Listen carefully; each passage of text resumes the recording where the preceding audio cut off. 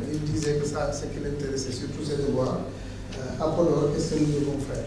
Je pense qu'avec vos différentes interventions, on a vu qu'il y a de la matière, il y a des choses à faire et qu'en fait, il va falloir se repousser les manches pour travailler ensemble pour le développement de la localité. Merci, Monsieur le ministre. J'ai été également saisi par M. Adama Diouf, président.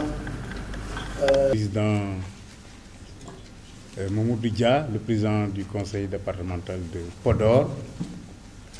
Saluer aussi notre sœur Salimata. Il a beaucoup insisté pour que je sois à cette réunion. Madame Thioun, Moussa Sow, tous les participants. Monsieur le ministre, si j'ai tenu à venir ici, c'est parce que c'est dans mes rôles. Saluer M. Fall aussi. Mais je ne vous ai pas reconnu parce que du roman à l'arbre, quoi. Si chaque fois on se venait, tu me donnais 100 000 francs, mais vraiment, je te félicite véritablement de cette promotion que vous avez. C'est vrai que c'était un étudiant très brillant et ça ne me surprend pas. Monsieur le ministre, j'ai tenu à venir parce que je voudrais quand même témoigner. Lorsque j'ai vu la thématique, c'est la participation citoyenne dans l'acte 3. C'est très important ça. La question à laquelle, après ces salutations et ces remerciements pour des soucis de temps, c'est de dire pourquoi on a mis la participation citoyenne dans l'acte 3. Pourquoi? Monsieur le ministre, parce que tout simplement, le chef de l'État a mis au centre de cette réforme l'approche territoriale du développement. C'est qu'un développement, pour être durable, il doit être inclusif, participatif, adossé à des besoins réels sur la base d'un diagnostic territorial pertinent. Le développement, pour être durable, doit être adossé à des potentialités locales identifiées, labellisées, portées par des acteurs du territoire. C'est des principes de développement.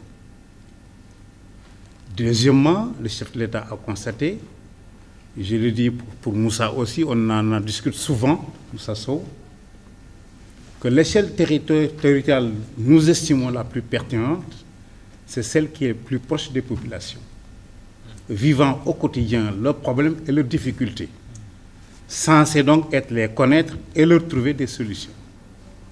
Nous estimons l'échelle intermédiaire, c'est le département. On est en train de faire le test. Nous, on n'est pas fermés pour faire d'autres propositions, du tout. Nous sommes en train de réfléchir sur comment articuler encore ces départements pour en venir à des pôles de développement économique. Monsieur Lee disait tout à l'heure les questions de l'agropole, les questions de jeunes économiques et spéciales. Tout ça, c'est dans la réflexion, on n'est pas du tout fermé, parce que la réforme est dynamique. L'acte 3 est flexible. Elle fait des pas importants. Je reviens sur le sens. Pourquoi la participation citoyenne? Donc, si le développement est inclusif, il est durable, je le disais tantôt, rappelons aussi que la collectivité a une mission de promotion du développement économique, social et environnemental. C'est l'article 3 du Code général qui le dit. Si également, troisième principe, la participation citoyenne, c'est l'exercice et la mise en œuvre des politiques publiques locales par des individus. C'est la participation citoyenne, c'est l'exercice des individus dans la formulation et la mise en œuvre des projets locaux de développement. C'est ça la participation citoyenne. Si c'est ça la participation citoyenne, si également la collectivité a une mission de développement, de promotion de l'économie à la base, si également que l'acte 3 a mis le focus sur ce que je dis souvent, la centralité sur le territoire, la force des territoires, forte de jugement, de ressources naturelles, de ressources qu'il faudra exploiter et labelliser, si tout ceci est vrai, et que le développement est inclusif, cela signifie que j'ai évoqué les territoires, Moussa Sow a largement évoqué la question de l'acteur. Le troisième paradigme, c'est les secteurs de production.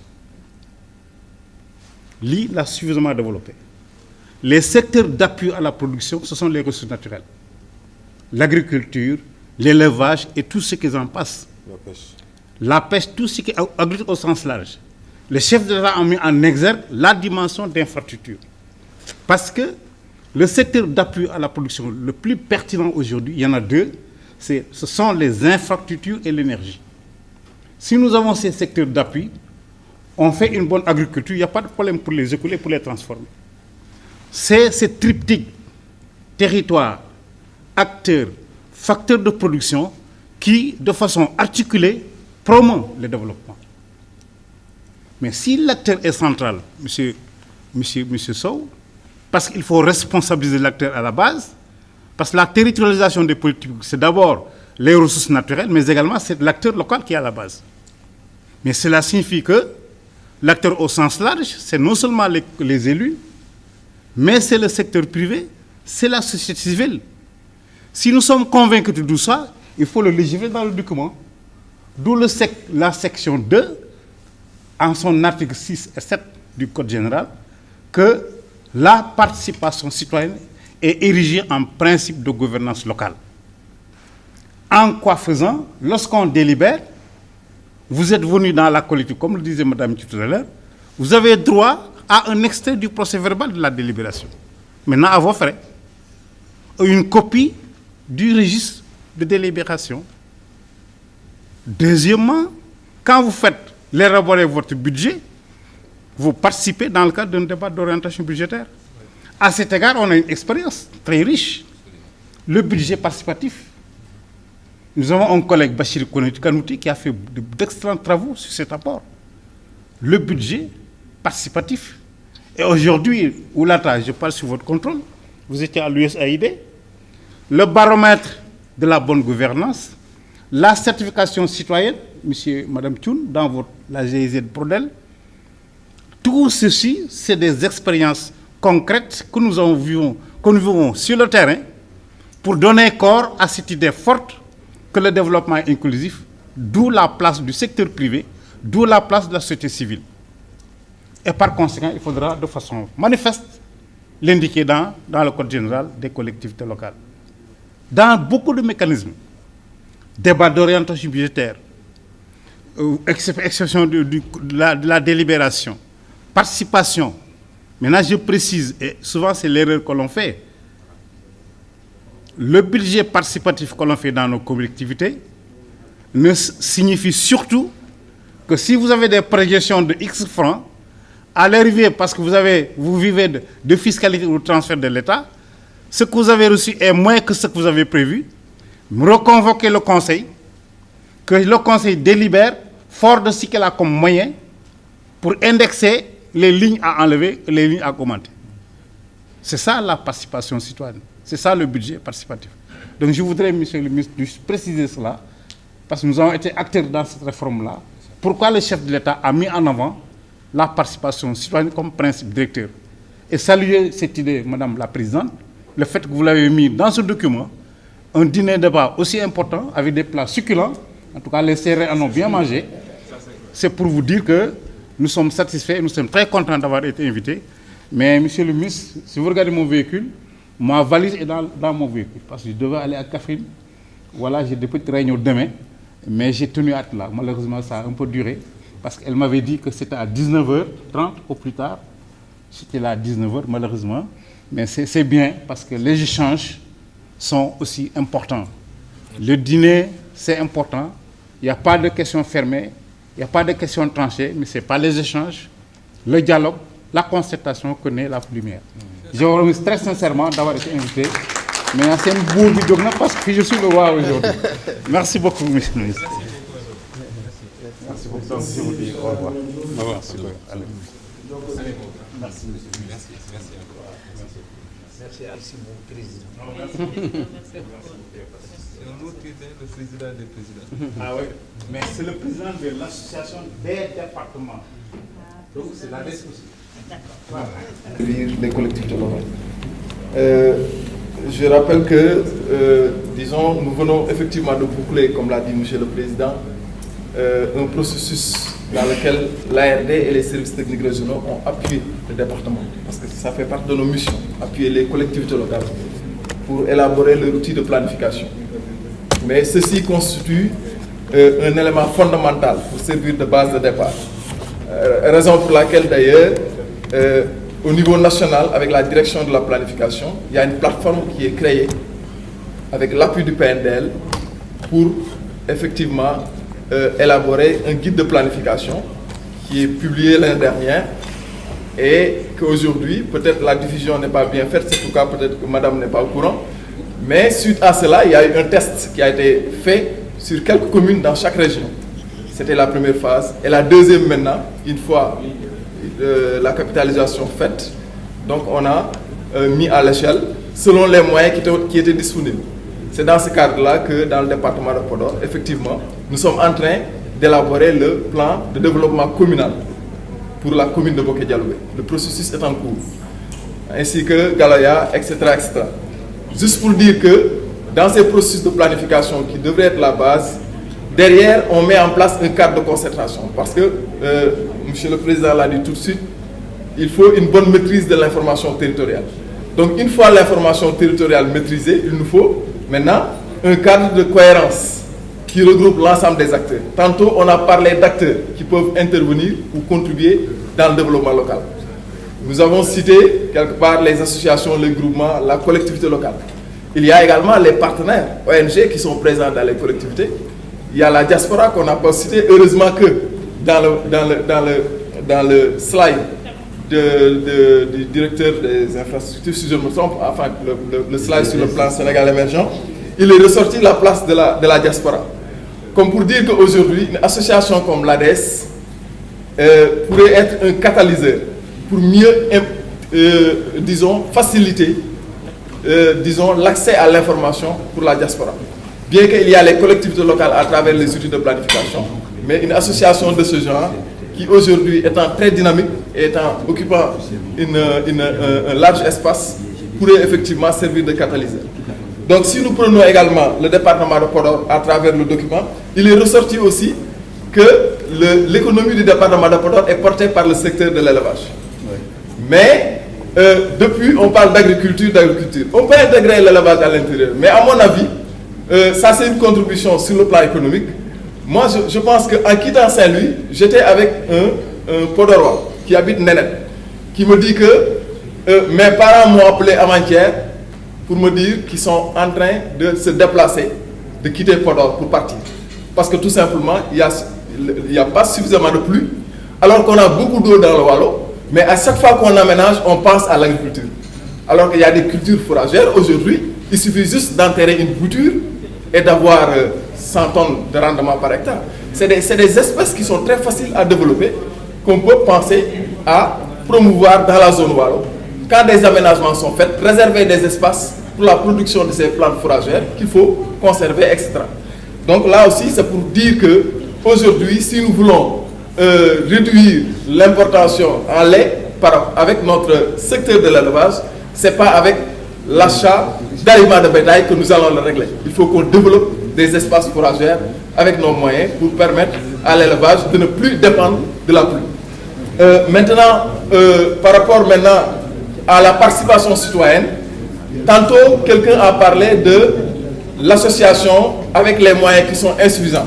Moi je pense qu'il y a un aspect qu'on a oublié, l'engagement citoyen. Là aussi je lance un appel à la présidente de l'ADES qu'il faut essayer de prendre l'association comme modèle, c'est-à-dire comme modèle d'association qui va impulser une nouvelle dynamique, une nouveauté. C'est quoi? C'est que ne plus faire penser aux populations qu'il faut toujours les moyens avant de développer. Il faut aussi l'engagement citoyen. Je pense que l'ancien ministre de la décentralisation, quand il faisait la tournée sur le PSE, nous le disait à Saint-Louis, on veut PSE attitude. C'est ça que j'avais compris. C'est-à-dire, on part de nos maigres moyens, avec notre engagement, faire ce que nous pouvons faire avant que maintenant l'État arrive.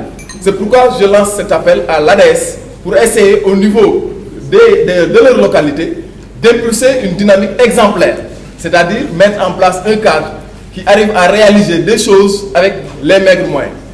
Pour terminer, je dirais que le département, en rapport avec les communes aussi, pourrait, à travers ce qu'on appelait les comités villageois de développement, parce que madame en avait parlé, mais je pense que c'est aussi de bonnes structures qu'il faut organiser pour regrouper l'ensemble des acteurs qui sont dans une entité comme le village ou le quartier, c'est les conseils de quartier à ce moment, pour les structurer, les former, pour qu'ils puissent contribuer au développement de leur communauté. Je pense que cela pourrait être une bonne chose. Je vous remercie.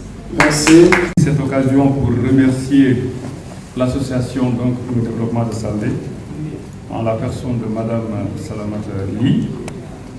Je remercie aussi le président du conseil départemental de Podor et tous les panélistes ici présents, les autorités locales ici présentes et les invités.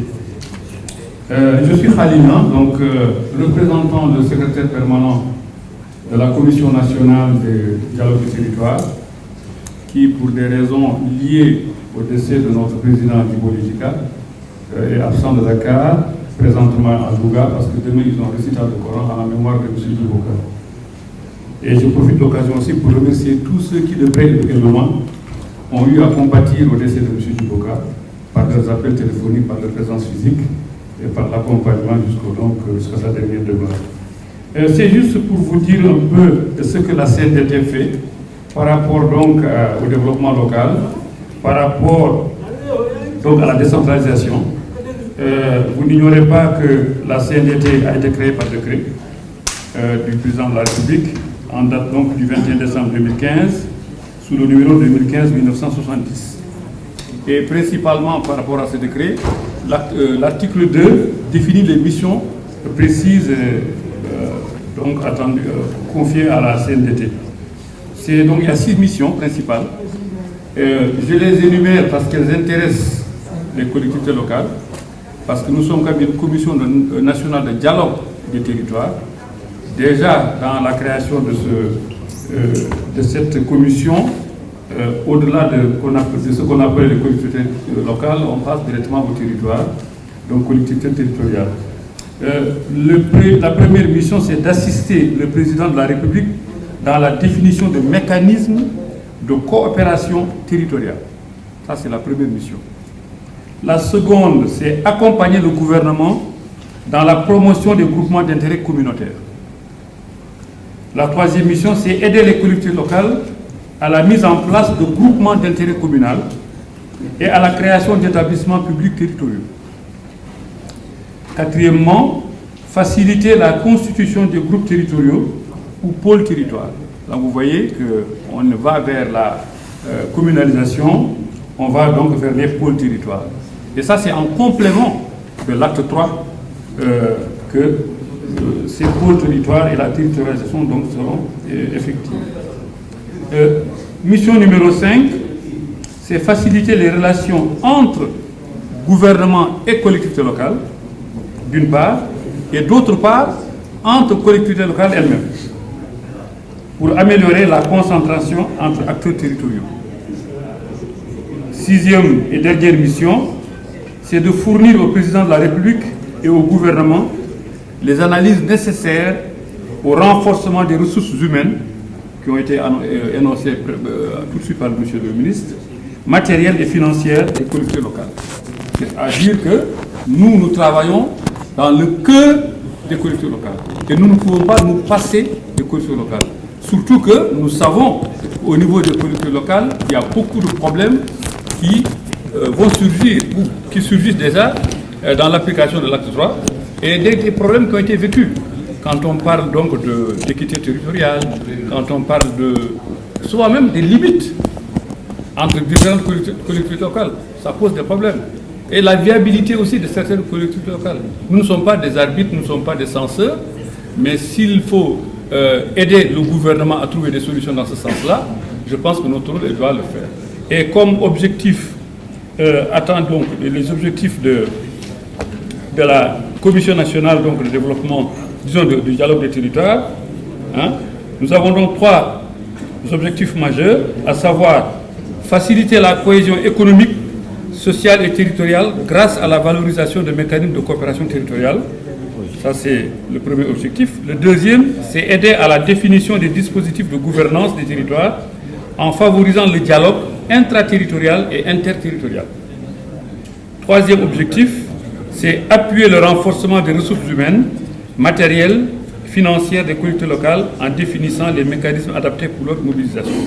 Donc vous comprendrez donc aisément, c'est une commission donc qui a une forte charge, qui a donc aussi des contraintes de fonctionnement liées donc aux objectifs qui doivent être des objectifs immédiats. Et en cela, nous avons déjà au niveau de la CNDT, je profite aussi de l'occasion pour féliciter Madame Aogei Thioune, qui est quand même la directrice des programmes au niveau de la CNDT, qui abat un travail de titan, un travail éléphantesque, vraiment au grand bonheur de notre commission. En tout cas, moi je la considère comme l'éminence grise de notre commission, experte qu'elle est, et vraiment engagée à 100% dans ce qu'elle fait, avec beaucoup de cœur et beaucoup d'enthousiasme. En tout cas, nous en profitons, nous, au niveau de la CNDT. Et pour dire que le travail que nous avons fait avec elle et avec aussi notre secrétaire permanent et les autres cadres de la CNDT, c'est d'avoir déjà, comme elle l'a annoncé, travaillé sur un projet de loi d'orientation sur l'intercommunalité. Et nous avons donc essayé de travailler là-dessus depuis des mois. Aujourd'hui, c'est un projet qui est sur la table du président de la République. Le décret d'application aussi a accompagné ce projet de loi d'orientation. Et nous pensons que si c'est adopté, ce sera donc un projet unanime parce que nous avons associé tous les acteurs territoriaux dans l'élaboration de ce projet de loi d'orientation. Nous avons tenu plusieurs ateliers qui ont donc favorisé ce projet de loi d'orientation. Mais, oui, merci. Et parlant de développement, au niveau de la CNDT, nous sommes conscients que le développement, il est d'abord local avant d'être national. Et pour le développement local, je pense qu'il faut aussi la maîtrise de l'information locale. Et c'est ce qui manque souvent. Les gens ne maîtrisent pas l'information locale. Heureusement que nous, au niveau de la CNDT, nous avons un outil de maîtrise de l'information territoriale qui permet donc de faire la projection d'abord du PSE au niveau des collectivités locales. C'est important parce qu'il faudrait que chaque collectivité locale puisse dire écoutez, voilà mon apport dans le PSE. En termes de santé, en termes d'éducation, en termes d'autres choses. Et tout récemment, nous avons eu un travail avec une organisation appelée Millennium Promise, où nous avons eu à faire donc, la localisation des ODD au niveau des différents territoires. Pour vous dire que le développement, il faut quand même tenir compte des politiques au niveau national pour pouvoir donc les adapter au niveau local. Bon, je ne pourrais pas être plus long. Parce que... Bon, j'ai pris la parole, c'est pas pour parler du thème sur la participation citoyenne, mais il y a un panel qui était prévu pour parler un peu de la participation, en tout cas des populations, dans le suivi des travaux relatifs à l'aménagement de la cuvette de Saldé. Donc c'est dans ce cadre-là que je devrais prendre la parole pour un peu intervenir, pour vous faire un peu la situation en fait, des travaux de Saldé. Je sais que je ne me pardonnerai pas de ne pas aborder ce sujet dans ce panel, bien qu'il fait trop tard et que les gens sont fatigués. Mais je voudrais quand même rassurer les populations de Saldé. Je sais que les ressortissants de Saldé de Dakar suivent de très près ce qui se passe aujourd'hui sur le terrain. Ils sont très inquiets et nous compatissons aussi avec eux, en tout cas de l'envergure que prennent les travaux de la cuvette de Saldé. C'est pourquoi donc, je me permets de prendre la parole et de vous rassurer. Je vous dis aujourd'hui que la CED, qui est maître d'ouvrage de l'aménagement de cette cuvette, qui non seulement concerne Saldé et les villages environnants du Waalo, mais aussi les villages du Dié, que les travaux, quand même, nous sommes en train de prendre des mesures rigoureuses pour terminer ces travaux-là qui étaient prévus, tout le monde le sait, qui devraient se dérouler en 10 mois. Donc, comme vous le savez, donc, la CED a entrepris depuis août 2016 les travaux de réhabilitation de la cuvette de Saldé. Donc, une cuvette qui fait environ 550 hectares. Donc, qui est subdivisé en 9 périmètres, nous appelons nous des unités autonomes d'irrigation. Donc c'est un découpage qui permet donc à chacun de gérer son périmètre de façon indépendante des autres. Donc chaque périmètre, des fois pour certains périmètres c'est un seul village, pour d'autres c'est 2 villages. Si on prend par exemple l'exemple du périmètre 9, c'est le village de Saldé seulement. Le périmètre 8, c'est le village de Saldé et le village de Wassetaki, etc., etc. Donc, la SAED, donc, à travers le programme national de 6 ans Henri, a entrepris donc les travaux de réhabilitation de cette cuvette donc, depuis août 2016. Et c'était prévu pour un délai de 10 mois. Aujourd'hui, nous avons fait presque 14 mois et les travaux ne sont toujours pas terminés. Donc, parce que malheureusement, nous sommes tombés sur une entreprise quand même qui est défaillante, il faut le dire. Donc c'est ça qui a vraiment fait que les travaux ont été très retardés. Parce qu'aujourd'hui, là où je vous parle, sur les 550 hectares qui sont prévus, il n'y a que 130 hectares qui sont déjà livrés. C'est-à-dire qu'il y a eu 8 et il y a eu 9. Donc il reste encore 7 UAI, donc sur environ presque plus de 300 hectares qui devraient être livrés alors que les délais sont complètement épuisés. Donc face à cela, donc, la SAED a pris certaines mesures. La première mesure, c'est déjà de confier une partie des travaux à d'autres entreprises. Parce que comme vous le savez, il y a des entreprises qui sont dans la zone. On est en train de faire 2500 hectares là-bas. Et ces entreprises sont plus performantes malheureusement que l'entreprise qui a été choisie pour les travaux de Saldé. Donc la SAED a décidé donc, de confier au moins 85 hectares à cette entreprise-là. Maintenant, il va rester donc 85 plus 130, ça fait 215, il va rester environ 250 hectares. Et nous espérons que, en bousculant l'entreprise qui est sur place, elle essaiera peut-être de terminer ces travaux-là pour que les populations puissent quand même bénéficier de cette infrastructure. Bon, parallèlement, il y avait deux lots, il y avait un lot équipement. Donc pour le lot équipement, c'est complet, le lot équipement est presque terminé. C'est-à-dire les lignes électriques ont été mises en place, les groupes électropompes sont déjà sur place. Donc malheureusement, nous attendons la fin des travaux de terrassement pour pouvoir équiper ces périmètres-là. Donc c'est pour vous dire vraiment que nous regrettons beaucoup quand même l'envergure qu'a pris les choses, mais que la SAED est consciente de cette situation et que nous prendrons toutes les mesures pour que ces périmètres-là puissent être publiés le plus rapidement possible. Donc c'est vraiment cette parenthèse que je veux ouvrir à travers cette débat-là. Et vous rassurer sur la question. Je crois que vous vous êtes acquitté de votre tâche brillamment. Et merci à tous les experts. Avant de clôturer, le coordinateur national du PUMA m'a chargé de dire à l'ADS qu'il offre un moulin à 1000 multifonctionnel aux femmes de l'ADS et aussi une décortiqueuse à riz pour les femmes de l'ADS. Et livrable immédiatement.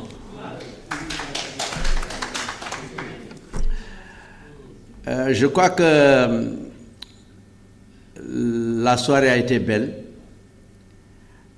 Autour d'un excellent dîner, on a pu échanger. Je crois que même l'ensemble des participants repartiront d'ici avec une grande ouverture d'esprit parce qu'ayant appris un certain nombre de choses et peut-être même qui conduira à changer de démarche dans la conduite de la gouvernance, mais dans la conduite du dialogue, que je dirais social, entre les collectivités locales et la population elle-même, et notamment les associations qui peuvent être des relais de communication par rapport à ces populations. Je crois que c'est cette courroie de transmission qui est grippée. Il y a des collectivités locales, on pense souvent que c'est à nous de décider à la place des populations et de mettre en œuvre des choses qui peut-être ne répondent pas aux besoins, aux aspirations des populations. Je crois qu'en partant d'ici, on va changer de paradigme. Et c'est en cela, je sais que j'ai la chance d'avoir le président Moussa Sow, qui, au-delà d'être le président de la commission partenariat, est le conseiller spécial du président du conseil départemental de Podor. Je remercie donc tous les experts. Vous avez fait preuve de talent et de pédagogie pour qu'on puisse comprendre bien un certain nombre de concepts et une très bonne analyse des points forts et des points à améliorer de l'acte 3 de la décentralisation. Je crois que c'est comme ça que ça doit aller. Il faut qu'il y ait une démarche méthodologique, une remise en cause permanente qui va être facteur de changement. C'est comme ça qu'on va évoluer, sinon il n'y a pas de changement. J'ai eu un prof de coaching qui me disait toujours, Monsieur Dia, il n'y a pas de progrès là où tout se ressemble.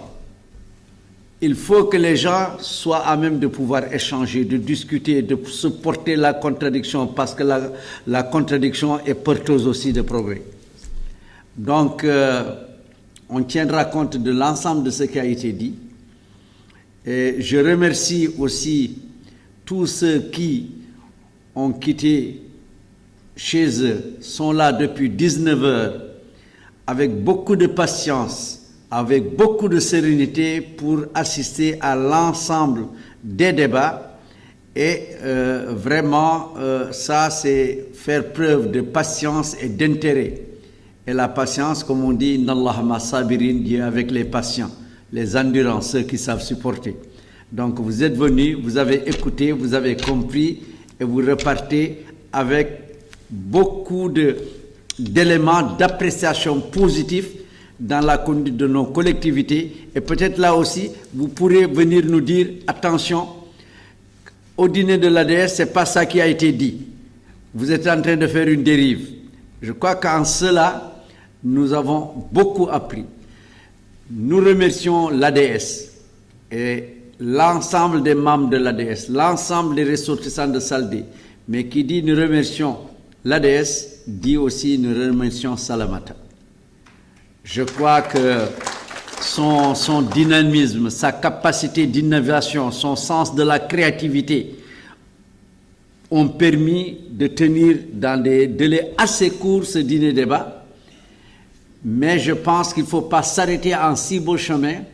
Il faut aujourd'hui être la courroie de transmission. Il faut tirer vers le haut l'ensemble des autres associations.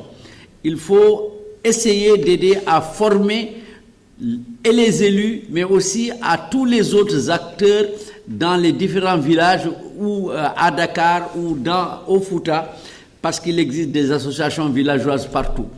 Mais il faut se positionner en leader dans le département. Je vous y encourage, vous en avez les capacités et je pense que vous pourrez réussir en cela. Je vous remercie tous et bon retour et bonne fin de nuit. Merci.